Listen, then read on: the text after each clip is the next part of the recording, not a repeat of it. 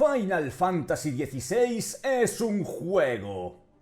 No sé muy bien cómo completar la frase. Tenía mis dudas sobre comprarlo o no, para empezar porque no tenía PlayStation 5, pero al ver un gameplay de la demo dije, tío, si se ve hasta interesante, es diferente y tal, pero se ve disfrutable. Por lo que me dije, ¿sabes qué? Voy a acabar comprando la PlayStation 5 eventualmente solo por Demon's Souls y Kingdom Hearts 4, así que ¿por qué no ahora? Así pues, reservé el pack y el día del estreno empecé a jugar. Mi opinión... Intro.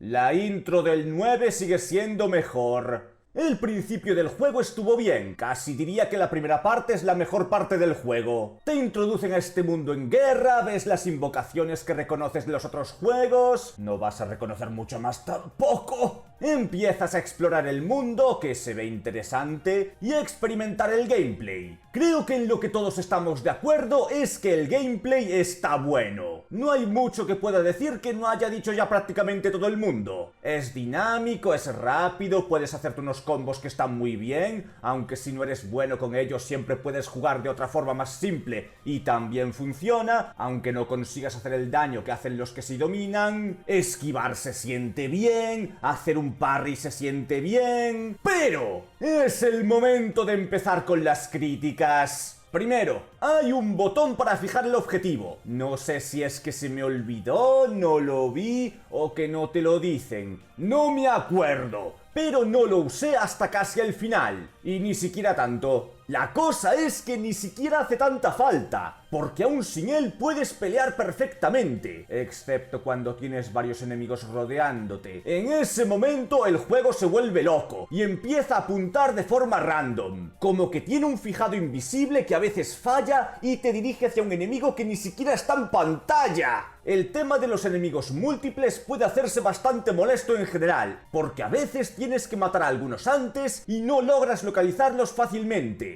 Entre otras cosas porque algunos ni siquiera se diferencian tanto. Coño, podrían currarse los diseños un poco más, ¿no? Luego el tema del tracking que acabo de mencionar y demás historias sin tanta importancia. Aunque sí que es verdad que la mayoría de los bosses a los que te enfrentas en solitario pueden ser muy divertidos. Tienen algunos ataques bastante cerdos, pero está bien, excepto el tema del teleporte que me cago en la puta. A partir de cierto momento en el juego, todo Dios puede teletransportarse.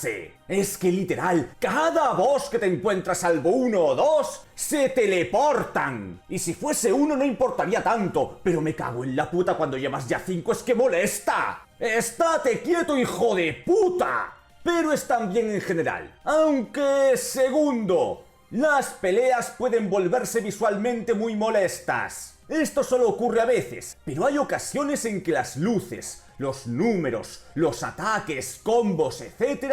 hacen que no seas capaz de ver claramente la pantalla. De hecho, me llegué a comer más de una hostia por esto. Además de que hay unas peleas concretas donde la perspectiva es una mierda que no sabes ni si estás cerca o estás lejos. Y no solo por los ataques de los enemigos, los tuyos también. Hay alguno que he descartado porque se me hacía muy molesto jugar con eso. Que hablando de ataques, tercero, ¿sabéis cómo en Final Fantasy tienes una gran variedad de habilidades que puedes aprender y utilizar para diversos fines? Pues están aquí también. Las tienen los enemigos. Sí, los enemigos tienen las magias clásicas. Piro, electro, coraza, cura y demás. ¿Qué tiene tu equipo entonces? Bueno, para empezar, no te preocupes. Tu equipo no se sentirá homogéneo en absoluto, porque para ser homogéneo debería haber más personas. En este juego controlas a un tipo y ya está. Sus habilidades, pues pueden hacer daño con distintos ataques. Ya está. Es como jugar Devil May Cry o God of War. No hay mucho más que eso. Alguna habilidad puede tener un efecto secundario, pero vamos, poca cosa.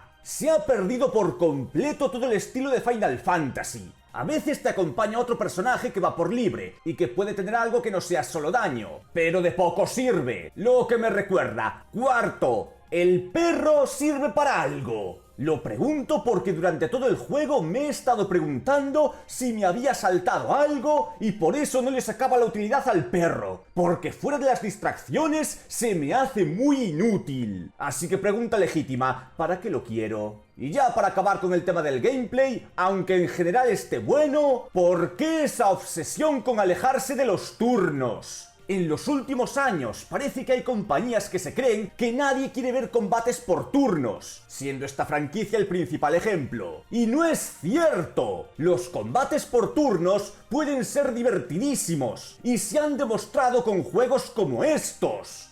Eso es todo. Ahora lo más importante. La saga de Final Fantasy ha ido alejándose de su estilo clásico según pasaba el tiempo, y esto ocurrió en varios aspectos. En este caso nos encontramos con que intentaron crear una historia realista.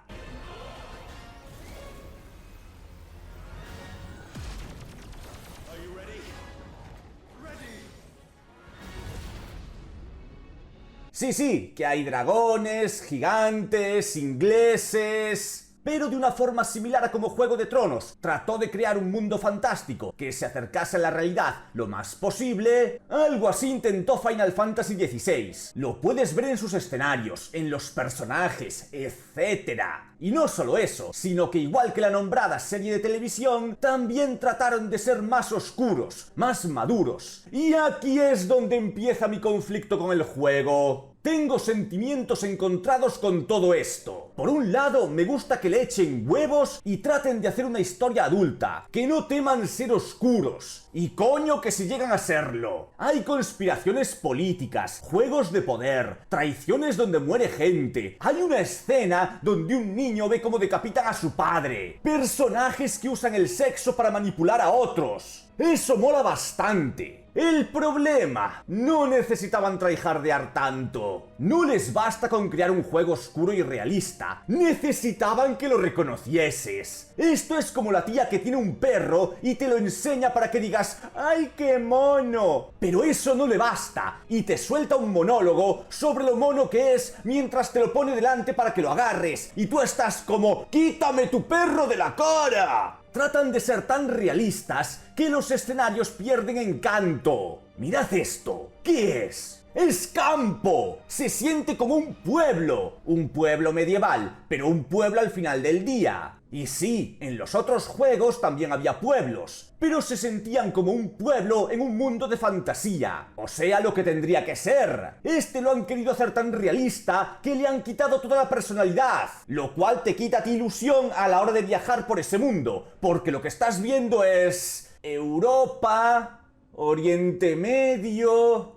Hay algunos lugares que se sienten más particulares y propios de una fantasía, pero en su mayoría se sienten casi que genéricos. Como si estuviesen reciclando de algún otro juego como The Witcher, solo que el lore de The Witcher es mucho más extenso y destacaba mucho más dentro de la historia y las misiones, lo que ayudaba a que se sintiese único. Y además, The Witcher es más consistente con sus escenarios, mientras que Final Fantasy XVI tiene unos escenarios realistas. Y de repente esto... Como si los desarrolladores se diesen cuenta de que su juego no se ve como Final Fantasy, pero solo por un momento, lo que deja una sensación como de estar viajando por un juego medieval normal y de repente alguien viene y te dice ¡esto es Final Fantasy! Y no es como que esté en contra de un Final Fantasy más realista. Hemos visto la franquicia ir por diferentes estilos, pero no importa cuál de ellos fuera, cada uno tenía un toque personal que lo hacía reconocible, mientras que una buena parte de este juego se siente como visitar el pueblo random. Luego está el asunto de la trama oscura y madura, que cae en una de esas prácticas irritantes que vemos mucho en las películas que se venden como la versión adulta, que consiste en quitarle el color a las cosas, porque los colores son infantiles, supongo. Sabéis que podéis ser oscuros sin necesidad de ser literalmente oscuros, ¿verdad? Esto no hace que sientas que estás en un mundo triste y cruel. Esto hace que se sienta apagado. Como mencionaba antes, hay algunos escenarios que no son así, pero en la mayoría de los casos se siente todo como apagado, lo cual es contraproducente no solo estéticamente, sino a nivel narrativo, porque nos hablan de unas tierras estigias que se expanden, drenando la vida allá donde alcanzan. Pero cuando llegas a ellas es como... sí, vale, hay menos plantas, pero... como que se siente igual. Es como caminar por una montaña rocosa por un desierto. Y esto le quita peso cuando hablan de lo terribles que son. Daría un efecto más fuerte si todo fuese más colorido, más animado, y de repente llegas a las tierras estigias y te encuentras un lugar gris, con menos iluminación, mucho más apagado. Verías al instante lo que se están jugando los protagonistas. Estéticamente, este juego puede verse bonito a nivel general. Al principio, de hecho, se disfruta bastante. Pero según va pasando el juego, por todo esto que he estado describiendo, acaba cansando.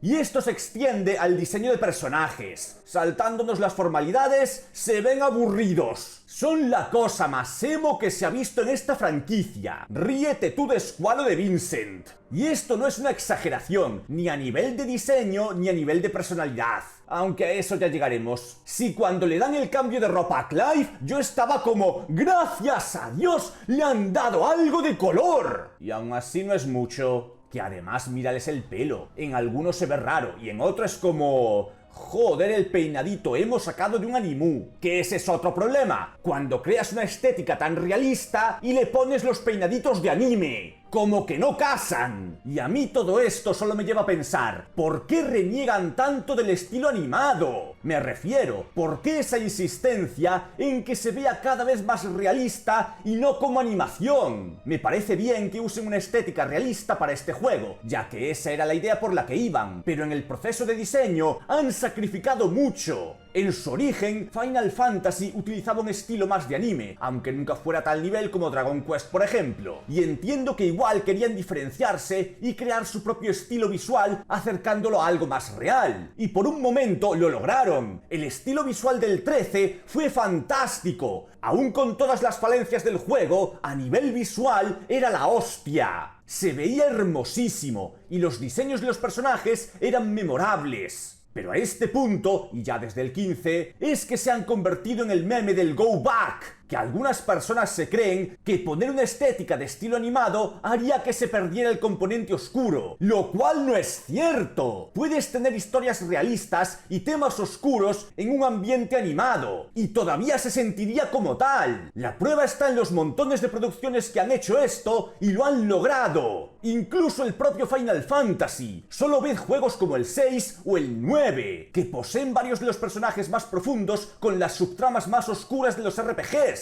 De hecho, vamos a hablar de los personajes de este juego. Hubo gente, entre los que se encuentran medios y periodistas dedicados a los videojuegos, hablando sobre cómo los personajes de este juego son los más especiales de la saga. Este es vuestro primer Final Fantasy, ¿verdad?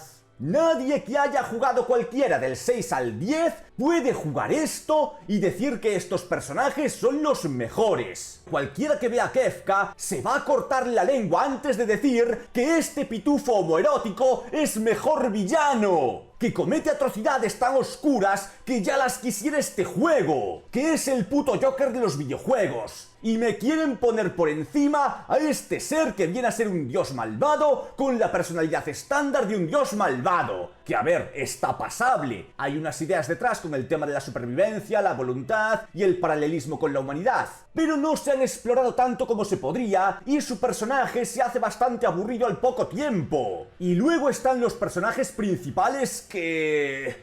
bueno, el protagonista es Thorfinn, pero si le quitases toda la sustancia. Tienes la parte donde busca venganza, luego esa donde se quiere ir de la vida, y finalmente la etapa de redención donde quiere crear un mundo sin esclavos. Solo que mientras Thorfinn tiene un desarrollo donde podemos ver una evolución a través de varios años hasta que, tras meditar mucho sobre qué hacer con su vida, decide crear un lugar para todos los que huyen de la guerra. Clive lo dice mucho.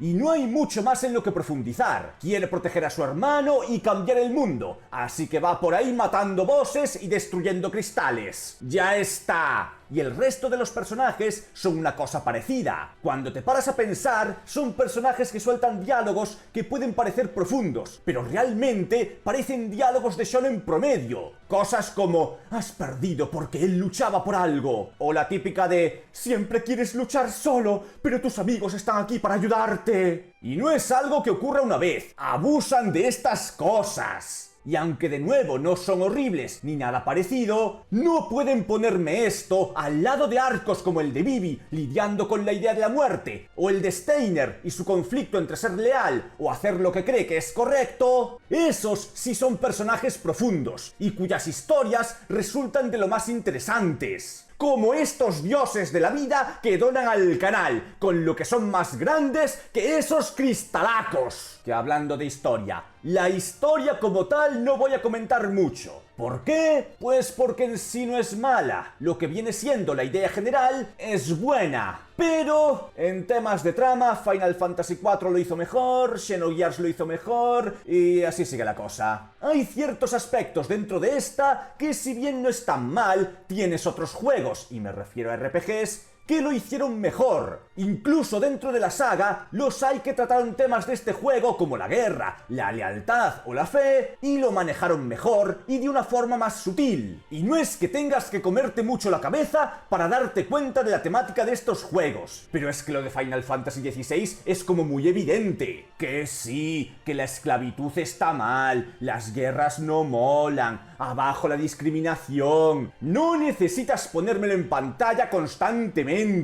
Hay montones de misiones, tanto secundarias como principales, que están ahí para decirte que tratan fatal a las personas que utilizan magia. Eso sí, el mayor problema que tiene esta historia, o qué coño, el juego en general, es el ritmo. ¡Hostia, el ritmo de este juego! No hace mucho quisieron funar al streamer Alex el Capo, porque dejó de jugar Final Fantasy XVI por una misión, concretamente esta. Me están pidiendo que compre... No es broma esto. Me acaban de pedir que compre ajo. Tengo que comprar una nuez pepio. Esto es verdad, ¿no?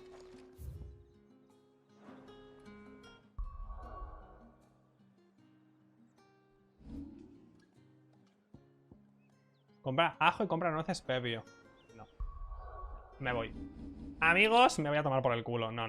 Y en esta ocasión, no solo fueron los típicos sarnosos de Twitter, buscando a alguien a quien cargarle sus frustraciones de inútiles de la vida. Incluso algunos medios de la prensa especializada, como 3D Juegos, escribieron artículos sobre el tema, argumentando que era una queja sobreexagerada, porque todos los RPGs tenían misiones así. Esto podría funcionar de no ser porque se les olvidó mencionar un detalle que uno puede notar cuando se fija un poco. ¡Es mentira! En esta situación nos encontramos justo después de la pelea contra Titán. Así, para que os hagáis una idea, en esta misión tienes que infiltrarte en un lugar sagrado, abrirte paso hasta una fortaleza subterránea, transformarte en un ser mitológico, matar a un semidios del tamaño de una montaña, destruir un cristal mágico gigante y encontrarte con un dios maligno. Y lo siguiente que ocurre es que te dicen: Clive, ¿puedes ir a comprar unas nueces al mercadillo? Y digo lo siguiente porque esto no es una misión secundaria. Esto es obligatorio para continuar la historia. Si fuese secundaria, aún lo entendería. Me quejaría porque las secundarias son una mierda. De hecho, en un punto dejé de hacerlas, porque ni siquiera te daban unas recompensas espectaculares. Pero estamos hablando de una misión que te obligan a hacer. Y después de misiones tan épicas como la que hemos visto, tener que hacer algo así es un bajón. Pero no todo el juego va a ser pelear con dioses. ¡Guau! ¡No me digas! ¿Te sientes importante por llegar a esta conclusión, amigo mongolo? Sí, no todo va a estar en la punta de la ola. Toda historia debe tener altos y bajos, para no verte sobrepasado. Pero hay dos cosas a tener en cuenta. La primera es que según vas avanzando en esta, lo lógico es que los puntos altos sean más altos, y con lo cual los puntos bajos también deben ser más altos. No es lo mismo que te manden a cargar unos sacos de arena cuando apenas llevas unas pocas horas de juego, que cuando estás ya en el punto donde los jefes son monstruosidades como estas. Y la segunda es que esto no es bajarte el ritmo para calmar la tensión, es mandarlo al subsuelo, que además se ve ridículo en temas de narrativa, ya dejando de lado el que el protagonista pueda transformarse en un semidios de fuego capaz de hacer temblar ejércitos. El protagonista es el líder de este grupo pseudo-revolucionario. ¿Por qué le están cargando los recados de la chacha? Es como si en una empresa fuese el de contabilidad a decirle al director general que le hiciese tienes unas fotocopias. Eso tendría sentido al principio, cuando hay otro jefe y recién acabas de unirte. No a este punto del juego, donde estás atacando el centro político y religioso de los países más poderosos del mundo. Y la gente compara esto con el Blitzball del 10. Y como otras cosas en este último, la gente no lo pilla. Para empezar, esto ocurre a las pocas horas de empezar. Visitas un par de islas y llegas. No es como que estés para entrar en Zanarkand y alguien diga ¡nos echamos un Blitzball! Y no solo eso, el Blitzball estaba relacionado con el arco de Wakka. Esto se establece desde que lo conoces, y que además conecta con el pasado de Tidus, lo que hace que tenga una carga narrativa. Y no solo eso, también se establece la importancia del Blitzball dentro de la tragedia del mundo. Varios medios, youtubers y demás tuiteros hablan sobre cómo también es un bajón que después de una escena donde un pueblo es destruido, te manden a jugar Blitzball. Pero literalmente hay una conversación sobre por qué es importante el partido.